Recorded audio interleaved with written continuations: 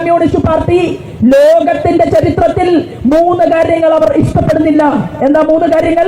മഹാത്മാഗാന്ധി അമ്മയുടെ ക്ഷേത്രം, ഭാരതാംബയുടെ ക്ഷേത്രം വാരണാസിയിൽ ഉദ്ഘാടനം ചെയ്തപ്പോൾ പറഞ്ഞ ഐക്യം, അത് ഇഷ്ടപ്പെടാത്തവരാണ് കമ്മ്യൂണിസ്റ്റുകൾ.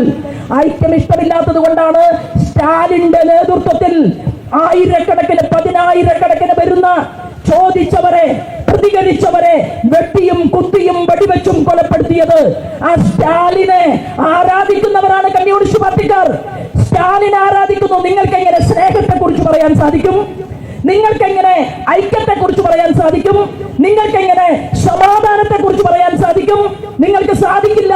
പിന്നെ നിങ്ങൾ സ്നേഹിക്കുന്നതും ആരാധിക്കുന്നതും ചെഗുവേരയാണ്. ചെഗുവേരയുടെ പണി എന്തായിരുന്നു? ഇതാണ് ചെഗുവേര, വലിക്കുക. ഇപ്പോ വലിക്കുന്നത് മാറ്റിയിട്ട് MDMA ആക്കി മാറ്റിയിട്ടുണ്ട് എന്ന് മാത്രമേ ഉള്ളൂ.